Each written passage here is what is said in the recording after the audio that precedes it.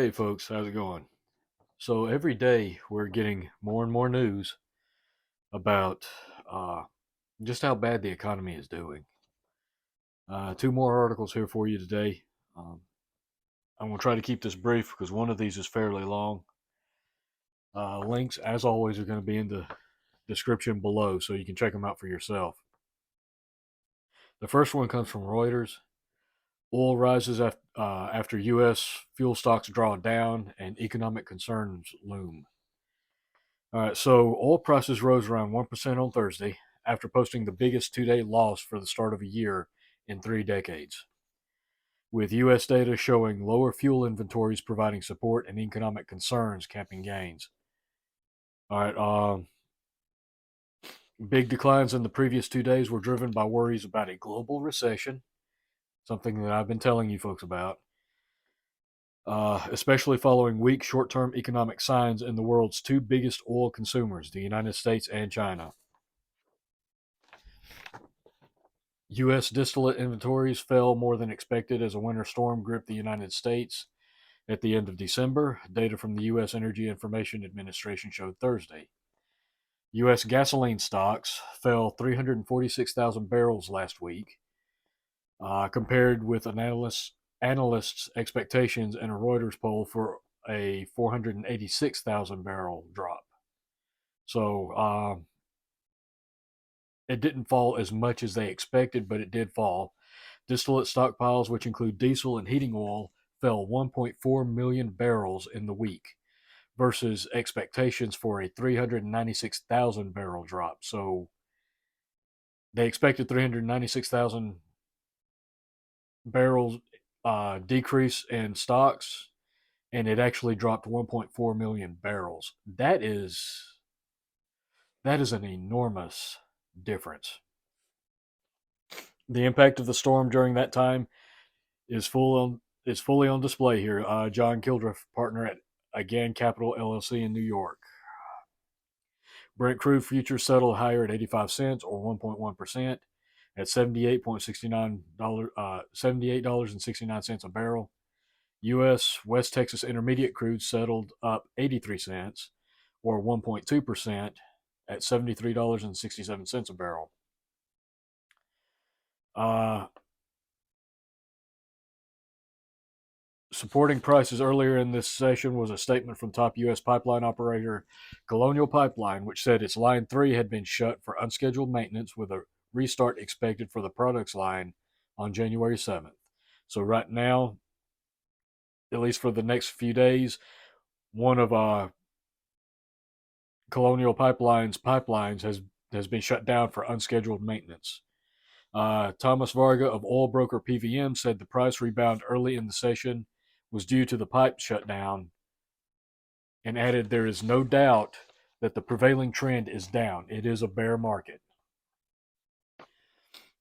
There's also a certain refinery here in the United States that is actually down for an undisclosed amount of time. I can't remember off the top of my head which refinery it is. I'll have to look into that again. I've read about it two or three times. I just, for the life of me, I can't remember which refinery it is, but it is down due to fires and storm damage. And I think they're predicting at least 2 or 3 months before it's back up. That's going to reduce the refined uh, oil capacity of the state. I mean, of the United States. It's going to seriously impact the fuel supply, at least in the area. I think it's in the Midwest. But if it impacts the Midwest, it's going to have ripple effects across the country simply because other areas are going to have to contribute to fill in the gap. They're going to be drawing from other refineries and other areas, and it's going to be felt nationwide. How bad it's going to be, I don't know. But one pipeline is down for the next few days while unplanned maintenance is being performed. One refinery is down due to damage for an indeterminate amount of time.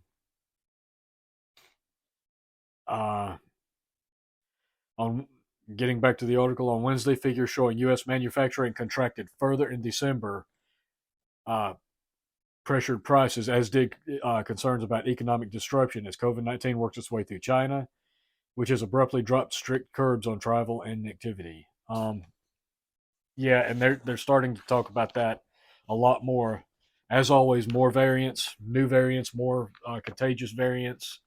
We all know how that goes. That's a game that they keep playing. They keep trying to spread fear about that.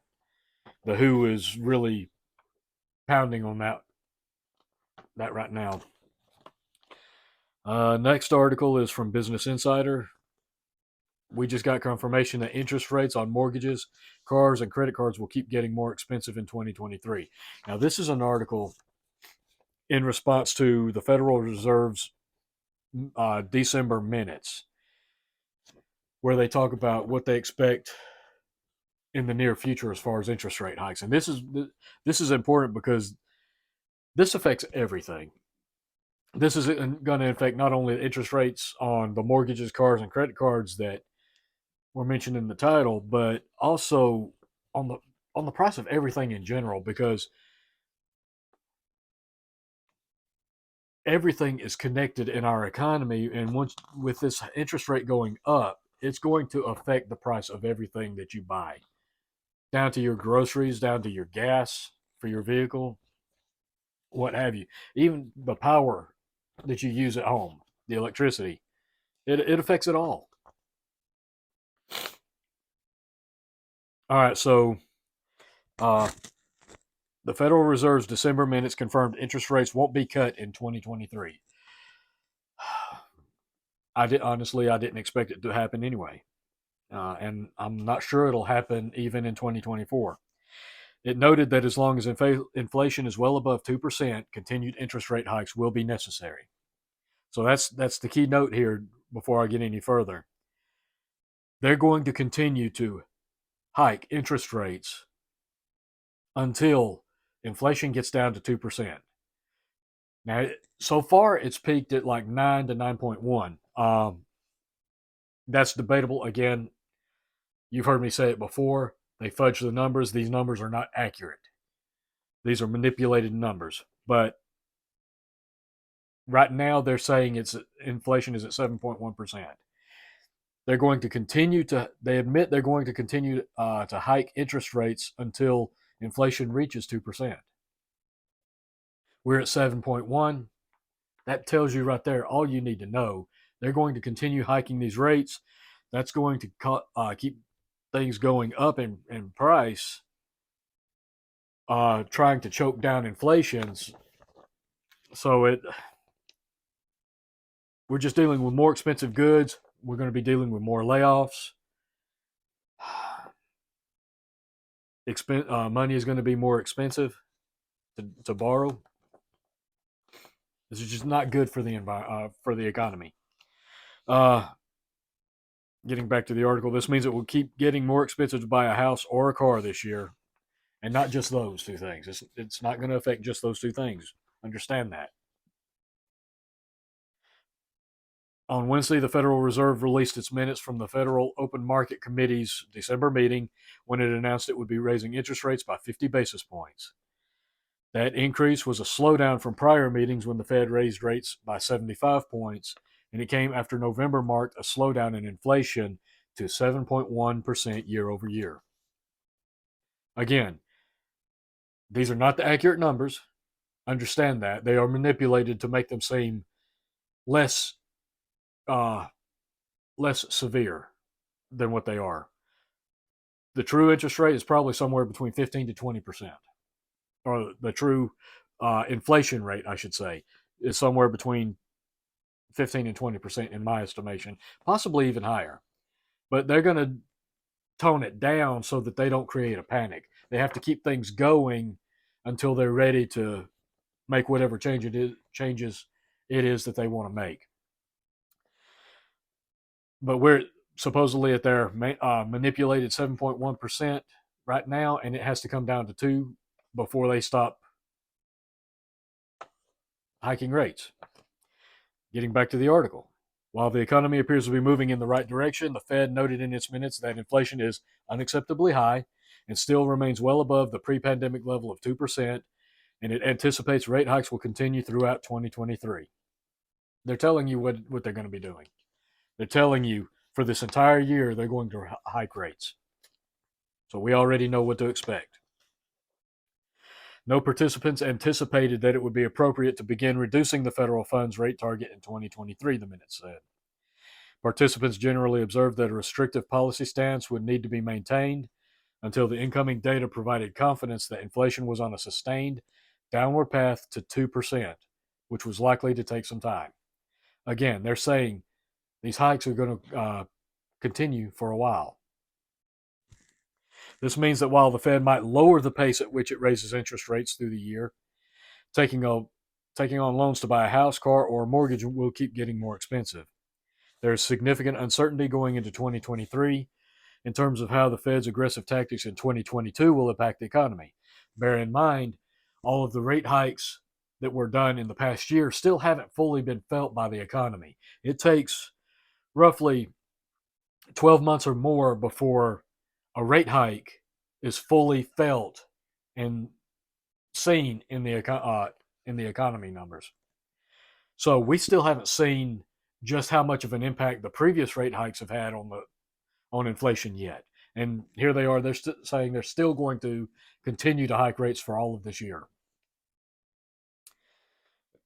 Back to the article. There's significant uncertainty going into 2023 in terms of how the Fed's aggressive tactics in 2022 will impact the economy, whether it will trigger a recession, and how severe of a recession it would end up being. As Insider previously reported, there's a lag in monetary policy in which it could take a year or more for the economy to respond to interest rate hikes, suggesting the worst impacts of inflation are yet to come. That's key right there, folks. There is a lag in monetary policy in which it could take a year or more for the economy to respond to interest rate hikes, suggesting the worst impacts of inflation are yet to come. I hope y'all are getting ready. It's going to be a heck of a ride. The Fed's December minutes also emphasized that uncertainty going into this new year. It said that prices could stay high longer than anticipated if the labor market stays tight and China's relaxation of its zero COVID policies, Russia's continuing war against Ukraine, and effects of synchronous policy firming by major central banks raise other uncertainties in terms of their impact on the U.S. economy as well. Okay, so here again, they're telling you what's going to happen. There's a lot of uncertainty coming this year. People are already expecting a recession.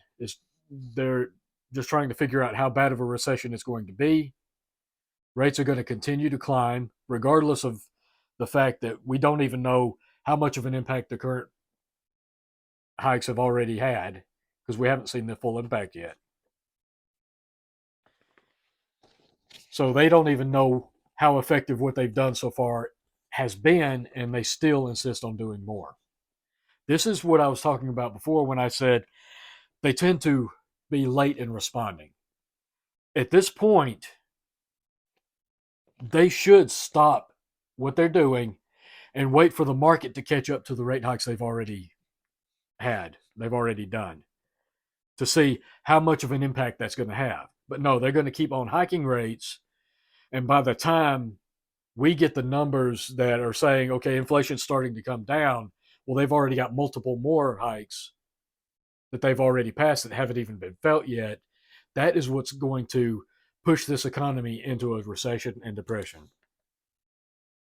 By then, it's going to be too late. By the time they actually stop hiking rates, the damage is done. It's going to be too late. The minutes did not indicate what rate increase the Fed will pursue at the next FOMC meeting in February. Minneapolis Fed Reserve President Neil Kashkari wrote in a blog post on Wednesday that to reach a level of 2% inflation, the Fed should continue raising rates and pause those efforts once it reaches a level of 5.4%. All right, so we're at 4.75 now with this 50-point rate hike? So we're at 4.75%. And they're already talking, they need to continue raising rates until at least 5.4% and then pause. saying that rates should only be cut once we are convinced inflation is well on its way back down to 2%. Well, by then it's going to be too late, folks, because it's going to be a snowball effect going downhill.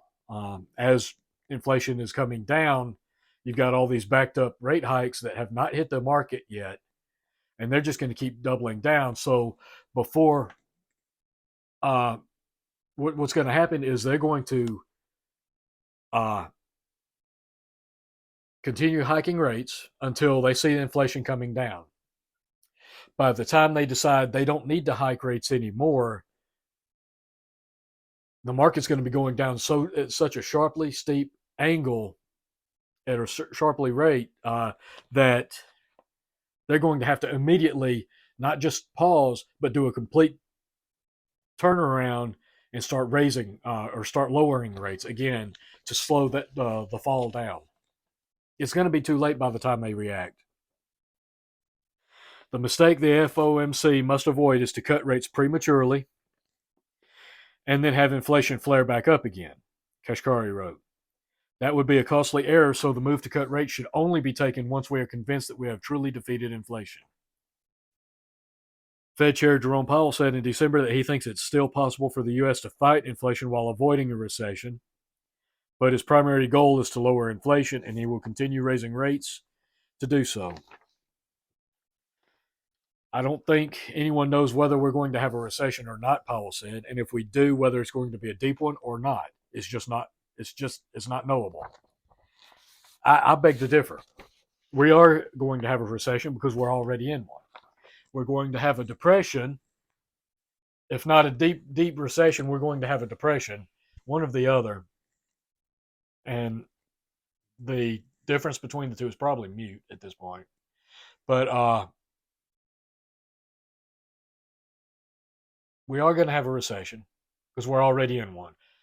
I believe this is going to lead us into a depression, like I've been saying. And every day I'm finding more and more information coming out, more activity from the Fed and from other parts of the government and the economy that show me this is where we're headed. This is the reality that we're facing.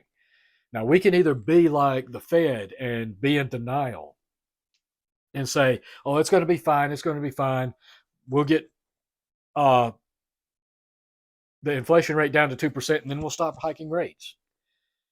Problem is, by the time that happens, you've still got several interest rate hikes, as I've said, built into the system that haven't fully impacted the system. So then you're automatically in a position where you have to scramble to try to compensate for the rate hikes that are still coming through the pipe, so to speak. And then you're scrambling. You're going to be raising cutting interest rates, trying to slow the fall. And then by the time you slow the fall, you've already, because they follow the same policy, they react too slow. They're going to have to start turning around again and raising interest rates back up to compensate for it going back up. This is a roller coaster effect that we're having here because the Fed is not figuring in that there is a 12-month delay between these hikes, between the hike here and the impact here. We haven't seen the full impact of these hikes, yet they're insistent that they have to keep hiking the rates. I'm telling you, folks, by the time they react, it's going to be too late. We're going to be in a deep recession or a depression, if not full-on economic collapse at this rate. And then what's going to happen is they're going to be at the last minute. They're going to have to scramble and cut these rates to try to slow the fall. It's what happens every time. This is the way they react. They are very inefficient at doing the job that they're supposed to be doing. I hope you're getting ready. The best thing you can do is be stacking food, saving money as much as you can, pay down your debts, build redundancy and self-reliance into your life. Spend your money on assets that can provide for you, that hold their value, and invest in things that hold their value, because the dollar's not going to hold its value. It's going to go down. It's going to crash. And it's not only what's going to happen, it's what they want to happen. Here's the problem. They want this collapse to happen. But the trick is they have to do it in just the right way, because they can't let it happen before they're ready, because then they get hurt by it as well. Uh, so they've got to time it just right. They've got to time all of this perfectly. And government is not efficient by any stretch of the imagination. They are not good at doing anything except causing problems. Uh, this is going to be what's coming. If you can't see that now, I'm not sure what to tell you. But I'm hoping that you see what I'm seeing. And this is things like this, it's just building that urgency in me to get things done. Prep like your life depends on it, because it does. Uh, you have to stock your food. You have to stock your water. You have to build redundancies for systems that you rely on in case those systems go down. Pay off your debts. Save money as much as possible. Invest that money in things that will hold its value, so that if you do need to sell something for money, you haven't lost your value. You use these assets as a hedge against the collapse of the dollar. I hope you found this useful. That's all I've got for right now. I've got another video that I still need to do about that product that I got in the mail. Um, I'll be trying to do that this afternoon. I guess I meant to upload it today, but I got sidetracked with a bunch of other stuff. Hopefully that'll be uploaded in the morning or late tonight, one or the other. And that's one prep that I'm investing in, and I'll explain to you why I chose that instead of another way of going about it. Anyway, that's all I've got for right now. Appreciate you guys watching. Like, share, subscribe if you haven't. And until next time, folks, keep prepping. You're going to need it, and you'll be thankful you did. Take care of each other. Stay safe. And until next time, folks, I'll catch you later.